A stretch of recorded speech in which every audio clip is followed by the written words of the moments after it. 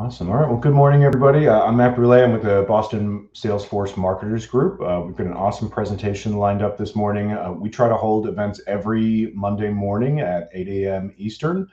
We usually focus on hands-on sessions. So for folks who are looking to get into Marketing Cloud, or maybe you've been in the platform for a while and just are hoping to engage some community resources on solving a challenge. That's what we usually love to focus on. We're just wrapping up a handful of sessions that are focused on the email specialist certification, kind of aligned with those. And we've been talking a lot about subscribers and data management, and how you can try to use best practices to keep your account nice and clean. And we're very fortunate that we've got a session put on this morning about subscriber key migrations. So I won't give away any of the details, but we've got Janel De La Luz here. She's a marketing automation engineer at Bold Orange. So she's going to be talking about some migrations she's done in the past and what you really need to be looking out for if you ever have to undertake this in one of your organizations. So I won't give anything else away. I will hand it over to Janelle. Thanks so much for joining us. Sweet. Thanks for the intro. So, yeah, Janelle, nice to meet you all. Here to talk about this fun task. And I've been working in Marketing Cloud for around like 7 years now. And I find that I've been in a situation where this has come up at least twice now. So maybe it's something that's kind of, you're going to be inaugurated to it at one point. So we can go ahead and get into that, but it's a fun one. So I can kind of give some background as to how this happened at the organization I was at. And I started in this new role, and I was tasked right away to set up some emails to deploy that were sending on behalf of a sales rep, so that we had alignment to the email subscriber, so we knew what rep they were assigned to. We could pull in the rep picture, information, phone number, all of those things. And right away, going into the tool, realized that they had all of that rep information on the user object in Salesforce, but that was not yet connected into Marketing Cloud, and Marketing Cloud was using email address as a subscriber key. So right there, understood that these systems aren't in sync. They were utilizing an old legacy order management system to get subscriber information.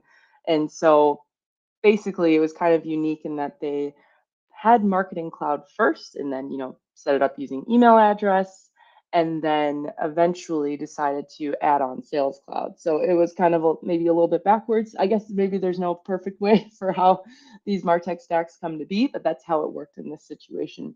So eventually, I had to explain, and we'll get into like why we needed to do this migration, to the VP of marketing and other marketing stakeholders, to explain what is the benefit of this, and if we don't do this, what are the issues that will come to be.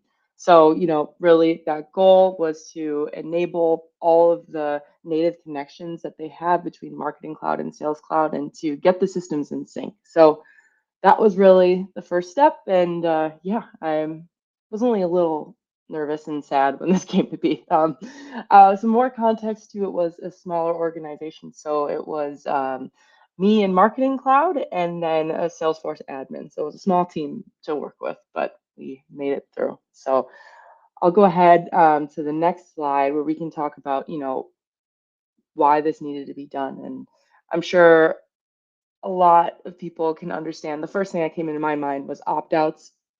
I mean, tracking those across multiple records. If your record is first associated with your email, and then in the system you are a record with the contact ID 123, how can we keep those in sync, especially if your email changes? There's just so many things that create a risk, and there's larger implications to something like that when it comes to maintaining opt-outs. So data inconsistency is number one there.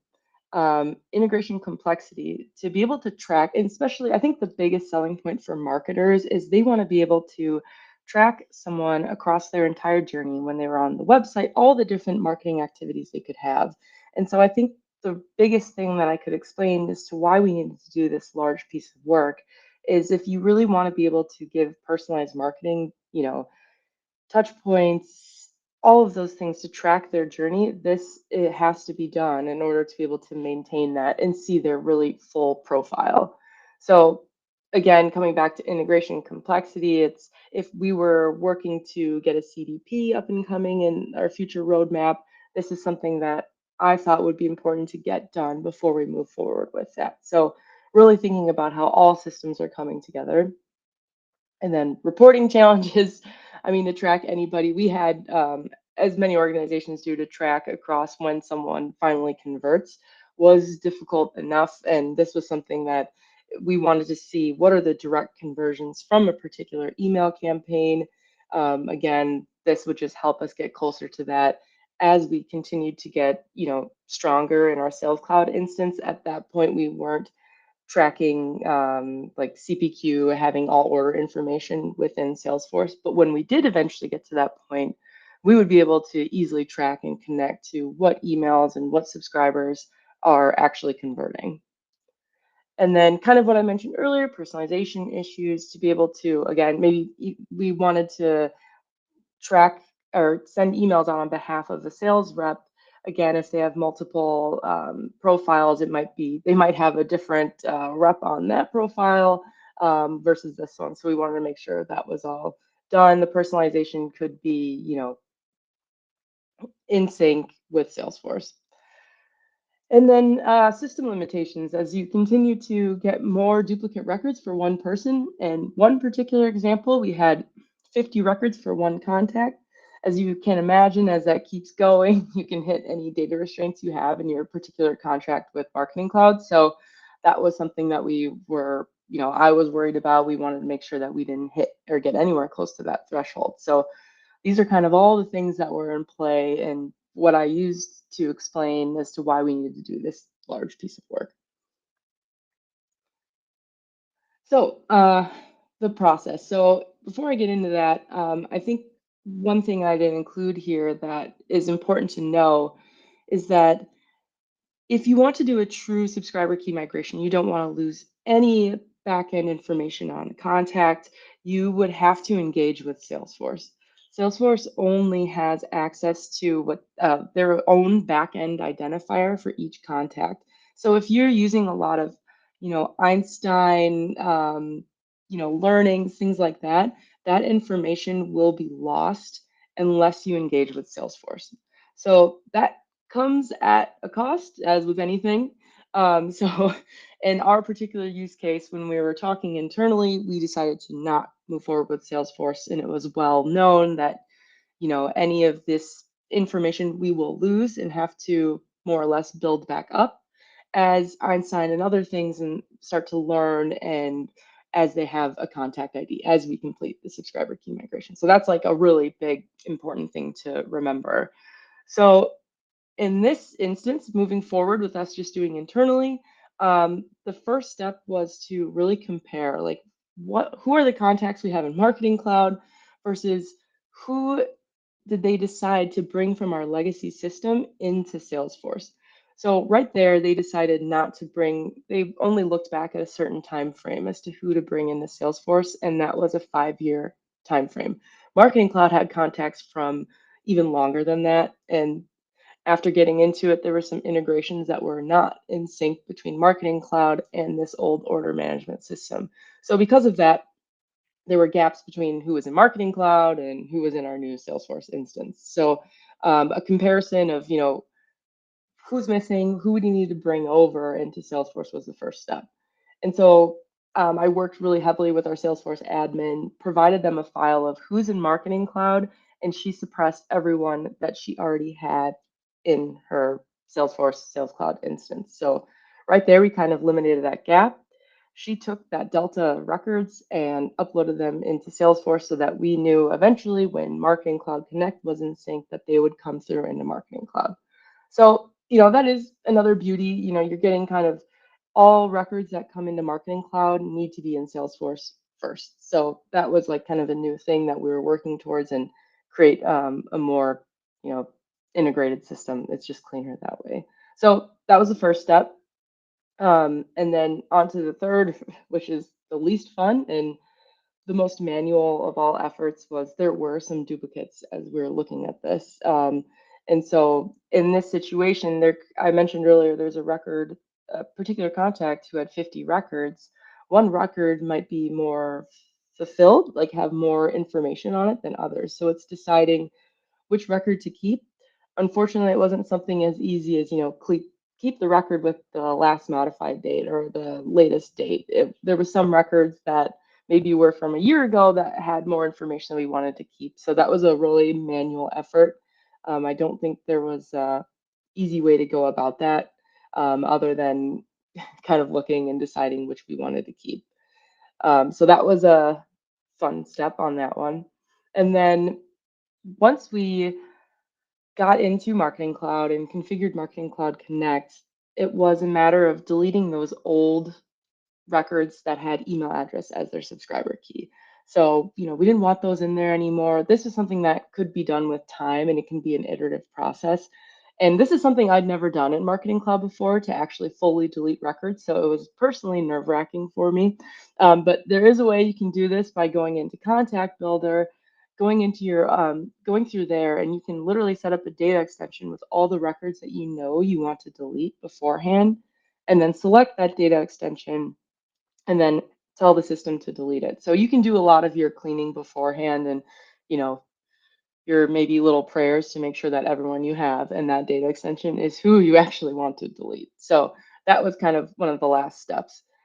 And so I think the exciting part about doing something like this is I had a couple months to be working on this Marketing Cloud instance and to understand who are we typically emailing, what are our business requirements on our segments, who do we want to define as engaged or disengaged and for campaigns. And so this gave me the ability to kind of reconfigure our data extension structure and to rebuild what I would call like our master data automation that's bringing everybody in from, our CRM and what we want to define that as and how to set up our data extensions so that they're really operationalized for someone who doesn't have a lot of SQL experience. There's always going to be situations where you kind of have to do a one-off, maybe bring in some data from another source and bring it into your data extension structure. But this really set the ability to take a step back and think about what are we doing on a weekly cadence and what can we do to set up our business as usual, sends so that they're just ready to go and updating in the background. So that was a really good time to kind of reset on that. And so the benefits, again, that come from here, I can talk about a specific one with Marketing Cloud Connect set up, is that what we really wanted was to be able to act on records that maybe just had a touch point with sales. And so we were able to get that information from Salesforce CRM, now Sales Cloud, and be able to kind of do really targeted journeys based on that.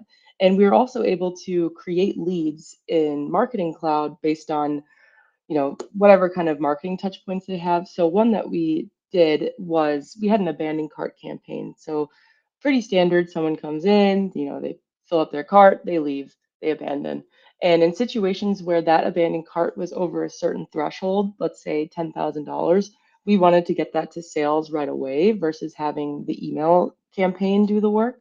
So we were able to create a lead in Marketing Cloud from the Journey Builder and send that over to sales. So that was something we wouldn't have been able to do before with email address as a subscriber key. So that's one of the many benefits of having, Marketing Cloud Connect and, the Salesforce suite of products.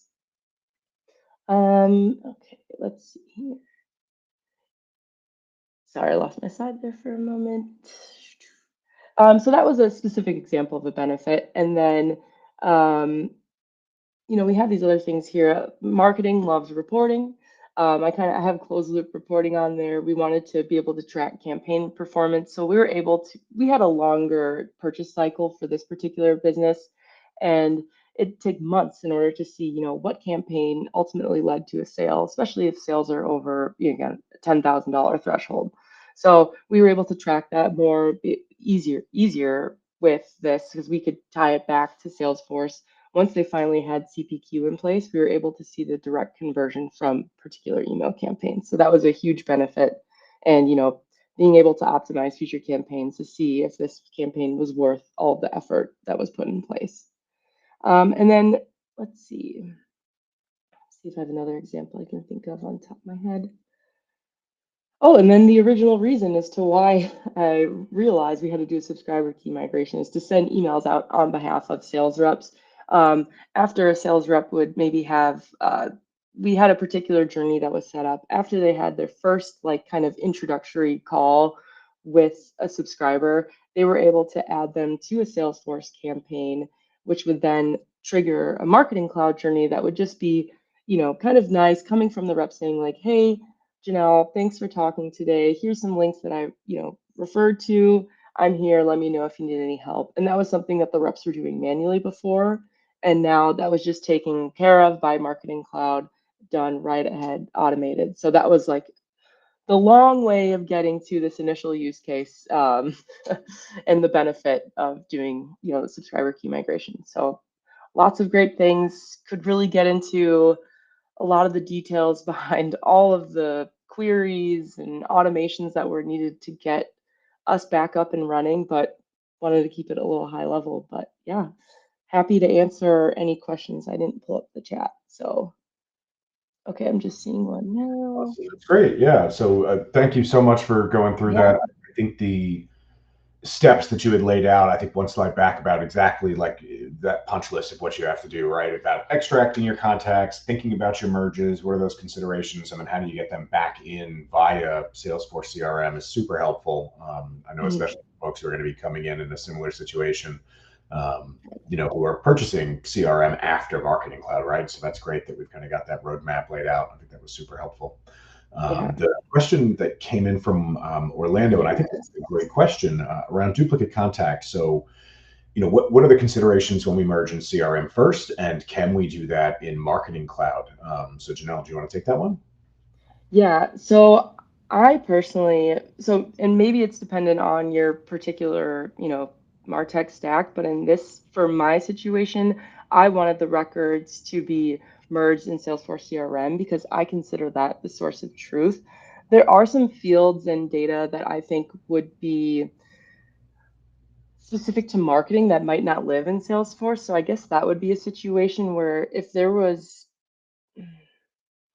duplicate records, mm, fields that were specific to marketing, like form fills and things like that. I guess that would be a unique situation where that would need to be done in Marketing Cloud. But overall, if we're talking like higher level, like business enterprise wide data, I would suggest that to be done in Salesforce CRM because that would be the source of truth. But Orlando, if you're thinking about, again, specific marketing fields, like maybe last click, like something that we kind of had as a field on every data extension was the last click, the last time they engaged, and that was specific to email. That duplicate data, before we passed that over to Salesforce, I kept aside a flat file to the side of that information so I could append that back into the Salesforce CRM data in Marketing Cloud once the connection was set up. So that's kind of a two-way answer to that, but I guess it depends on if the data is enterprise-wide versus is it just marketing specific. So twofold. Yeah, and I think that's great, right? You mentioned that side file, right? Which I think always makes people nervous, but I do think in this particular situation, it's required. I know on Salesforce CRM, you can merge those contacts like you laid out. Mhm. Orlando, you mentioned, will they be merged in the Marketing Cloud engagement side? And I think this is something that if we go back 2 or 3 sessions at this point, even if we delete that contact or delete, maybe we convert a lead over on the CRM side, we know that that historical stuff and Marketing Cloud engagement is going to stay intact. So, they're not going to be merged on the Marketing Cloud side until you go out and actually, you create this side file to stitch that data together manually and then re-import it. There is no native merge functionality on the Marketing Cloud side, which I know is kind of odd. You'd almost expect that, but they do that with those duplicate subscribers. They keep those as separate and distinct, tracking entities. So I think that side file that you mentioned, is really the only way, to your point, that we can really get that attribution if we need to keep that, if we want that to be persistent, back up to those subscribers. So it's painful. I think that's one of the big pain points when people kind of shy away from these subscriber key migrations. It's a lot of work, as you've outlined. Yeah, and I guess one thing I didn't mention is this took like 4 months. It was a really long process. So there's a lot of high level things in here, but I think that side flat file that kind of had the marketing email engagement, that was something just had to use queries to tie that back on email once those contact ID records were pulling through. And we brought email in, obviously. So it was something that could be done, but there's always just a little bit of nervousness when doing something like that. Okay, I see there's another question. Oh, Yeah, it looks like we've got a technical question here around text response functionality in Mobile Studio. If the yeah. subscriber already exists but doesn't have a mobile number, how can we link that text response back to the existing contact record and resolve such cases?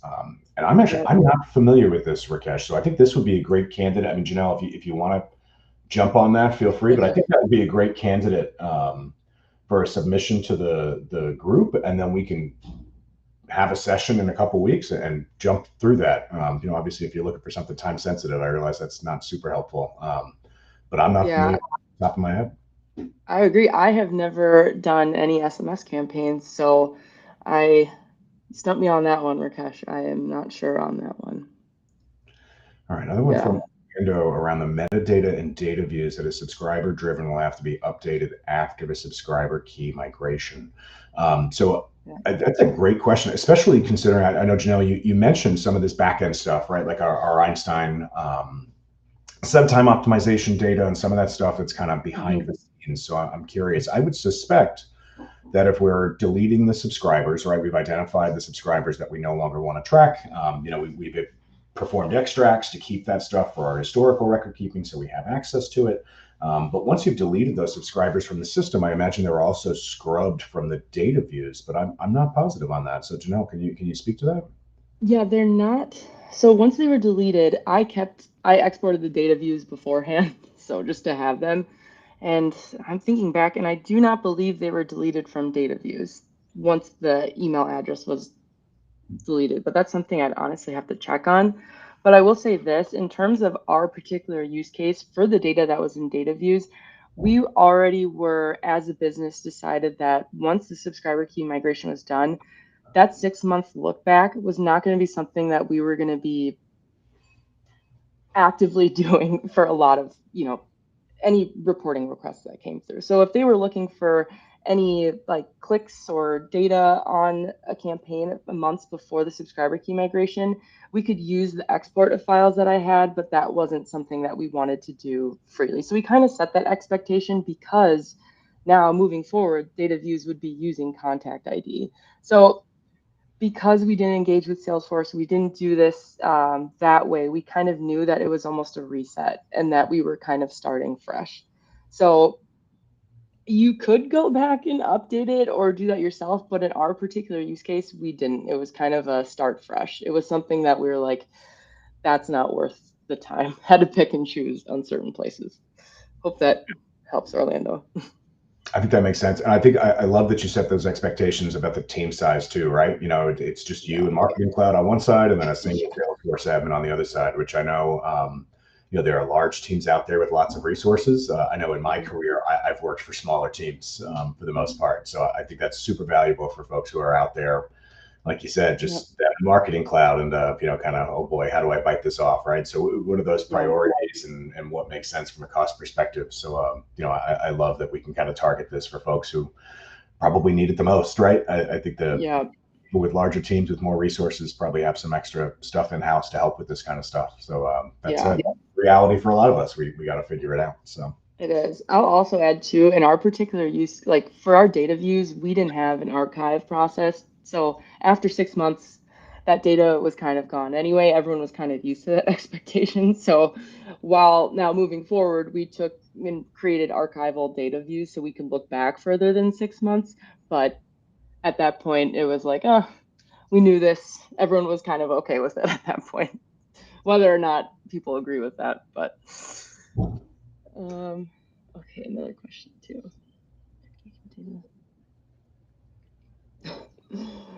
So I just saw Orlando's other comment, archival data views. Yeah, that's a fun one. You can kind of set that up, and so you can keep maintaining. We would kind of archive it each year, so we would have data views for each year looking back. But they got very large. Luckily, this was a smaller, email subscriber list, so we were able to do that. But I'm sure there's a point where the threshold is reached where you would need to bring those data views into something like Snowflake or something larger, because luckily we were able to do that though. Yeah, and Orlando, if that does sound interesting to you, we did have a session, I want to say late last year, and then I think earlier this year as well, some Automation Studio deep dives with the global virtual Salesforce group. Tim and I both did sessions on creating automations to back up your data views, both in Marketing Cloud and then larger archival sessions. So if you're looking for some tips on data extension configuration and query setup for those, there's some good sessions out there with the recordings. So if you can't find them, let us know and we can go pull those links. Okay, I see Beatrice has a question. Yep, so the engagement data from the previous records with the email subscriber key. Yeah, so what I did before we went forward and kind of, did the cutoff was export all of our email subscribers and then what are the fields that we are using. So engagement data, that was last click, last open, last form fill, things like that. And so what I did was export that into a flat file as we move forward and had email address on there. So that was the key to connect, back to, as we move forward with contact ID as a subscriber key, the only way to tie back was with email. So we kind of set that. So had the flat file of email addresses and then all of the engagement data we wanted to keep. After we did the migration, what I did was just ran SQL queries in order to tie that back and bring that back into our master data extension. So, we had our master data extension with contact ID, as a column, as the primary key, and then we had email address. So really just joined the data extension on email address and then appended and added and updated the email engagement data. And then that we use to filter and kind of determine, who's our most active audience, things like that, different marketing purposes. But really it was something just as, I don't want to say simple, but as just, joining on email address and bringing in that data we wanted to keep it with the new setup with contact ID.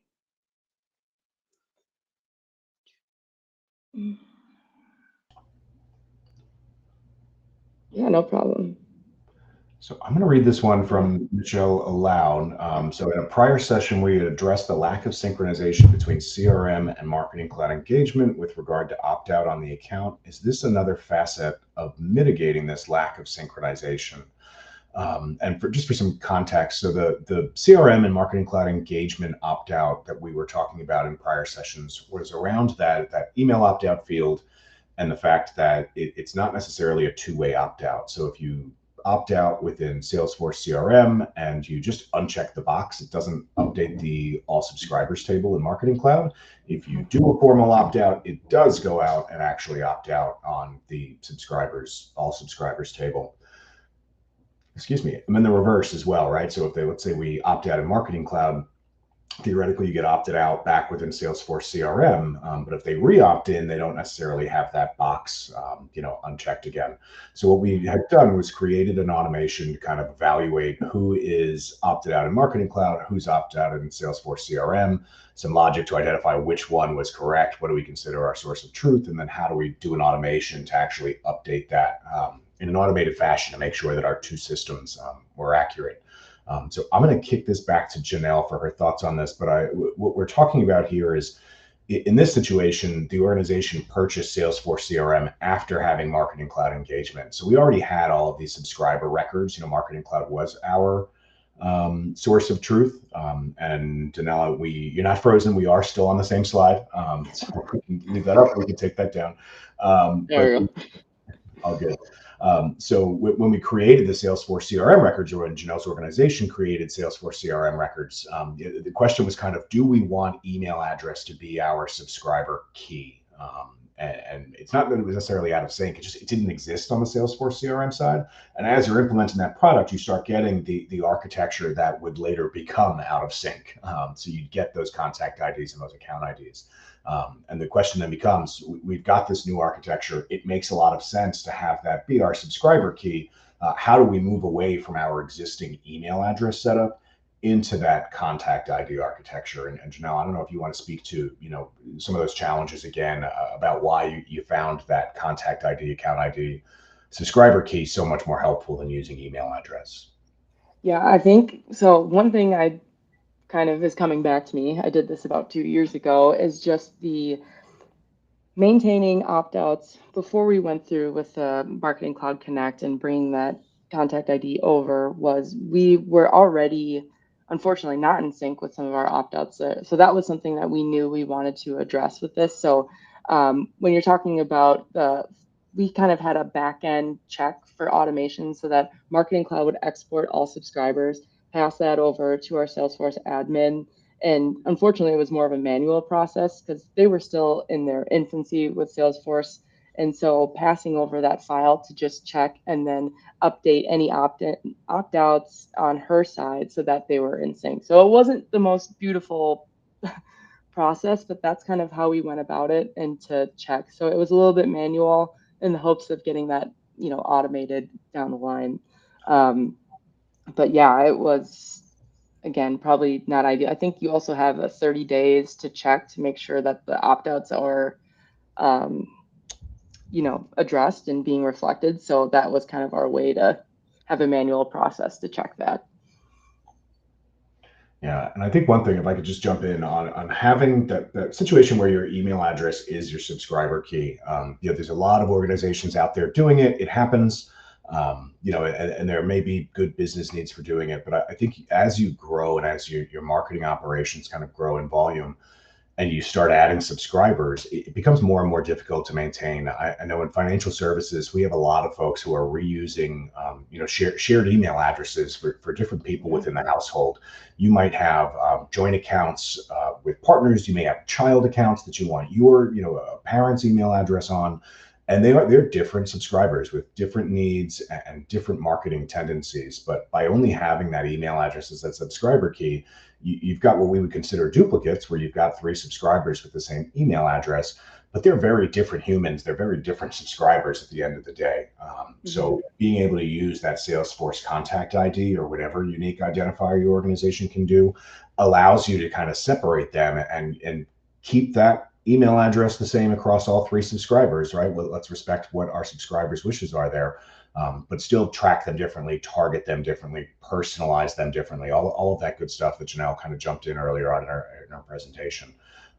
So it really does. Email address, I understand the appeal. I think it makes sense early on in your marketing journey, but eventually you're probably going to need to move to something else a little bit more complex. And I think this migration is a great way to kind of outline how you make that leap, if you didn't jump in at the beginning. So. Yeah.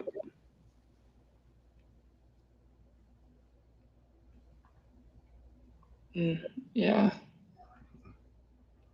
So Orlando, looks like you did some maintenance on your subscriptions, opt-outs, and everything is synchronized. That's great to see. And then some questions around, and I think I realized that people can't speak, so that's unfortunate that people can't come off of mute. One of the drawbacks of Bevy at this moment. We'll have to sort Oh, that out as we move forward and figure out how we can give everybody voice rights. But question around yeah. how to take a subscription preference to keep.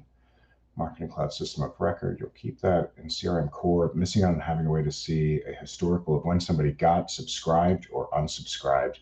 Yeah, there are some ways that you can do some stuff with that. Again, it's typically custom functionality, but that same automation that we had set up around um, using our synchronization back and forth between clouds, Marketing Cloud and Salesforce CRM, you could do that to also send over unsubscribed data or resubscribed data. I think with a custom subscription center, that's another thing that you can do. And I will look up real quick a great blog post from Susanna where she talks about integrating a custom preference center with CRM. Apologies for looking this up off screen, but I think this is just a really great blog post, and I love the way that she has got it laid out.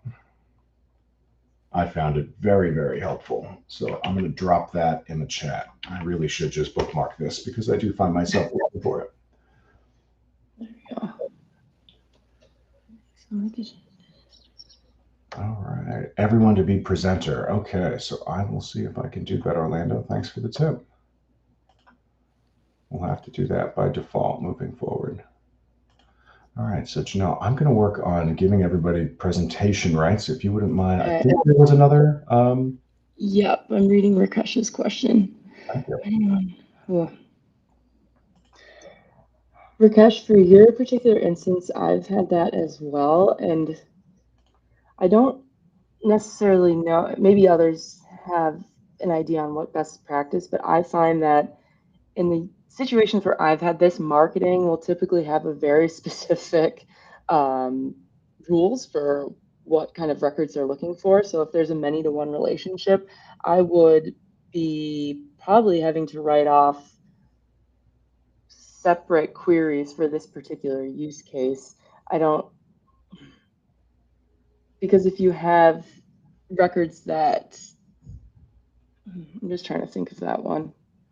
Yeah, I would be using attribute to attribute logic, depending on if it's a specific use case for marketing.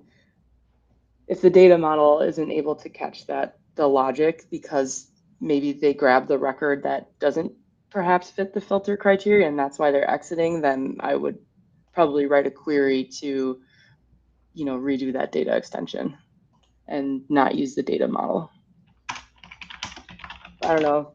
Yeah, I find attribute to attribute stuff so tough to troubleshoot because it is. I think when Yeah. you put that many to one, it is so tough to try to figure out which record the system grabbed on the back end, and is it a bug, or are they just, like you said, grabbing something above the high water mark maybe and not necessarily getting down there. So I think attribute to attribute is absolutely the way to go to guarantee that the right record is selected. But even that, I find personally, takes me 3 or 4 rounds of testing in my decision splits to make sure that I've got it set up correctly, because it just creates, with that many to one relationship, there's so many logic considerations, typically once you get to that level of complexity. Yeah. I think there was a question around can spam just up. I'd like to address that real quick. Let's see. So, sorry, still getting used to Bevy here. I gotta find my chat again. Okay, so Michelle asks, can spam violations doesn't have any teeth, and how do you unify the data to ensure you have the correct subscriber? So I personally do think that can spam has teeth. I don't know anyone personally who has had can spam violations, but they do publicize their larger decisions. And I know that penalties can get very expensive very quickly. So likelihood of enforcement, I think, is probably going to be a case by case basis. But I don't think you want to be on the wrong side of one if they do decide to do an enforcement action. In terms of unifying the data to ensure you have the correct subscriber, I think this is all, just record keeping, and making sure that you've got, good practices so that you are prepared in the event that you need, to provide data for an audit, that you've got that available. So like that flat file, which Janelle mentioned, keeping that stuff for record keeping going backwards. To make sure that you have the correct subscriber, I would rely on the system opt-outs, right? So we've got opt-out mechanisms that we provide, and we've got record keeping, what's the date and time of opt-out. And Marketing Cloud does keep that all. You can look at that in your all subscribers table. You can view that on the subscriber properties tab to see when this person opted out and why. So I think that is how you ensure you necessarily have the correct subscriber, and I'll use air quotes here. You send a message to a particular subscriber, that person opts out, and that subscriber needs to be opt out. Now, if they have duplicates for whatever reason, you're still compliant. Just because a duplicate record opted out and you sent a message to another subscriber, this is assuming that you're doing, good hygiene and not creating duplicates purposefully. But if I use 2 different email addresses, for example, and I've got 2 subscribers because of that, that's kind of on me as the subscriber. I may have opted out of my personal email, but not my work. You send me an email to my work inbox. Like, you can't expect a marketing organization to really, unify across all humans, right? We're all doing the best we can with the subscriber model we have. So I think as long as you are providing opt-out mechanisms, and when that individual subscriber opts out, that subscriber ID, whether it's an email address or a contact ID or a lead ID or something custom, As long as you're not continuing to message that particular subscriber ID that you have the opt-out record for, I would consider that you're being compliant. I would think, most other folks would as well.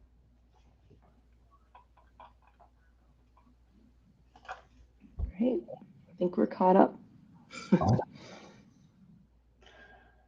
Well, I think this was an awesome session. So I know I'm very grateful for it. And I think that gave me some great tips to think about moving forward, even without the need for a subscriber ID. But I loved the talk about downstream systems too, right? How do we get a consistent identifier so I can think about, installing a CDP next year or things like that, without subscriber key migrations? I think there were some great tips in here. So thank you again so much for joining us, Janelle. Really, really appreciate you taking the time to walk us through this.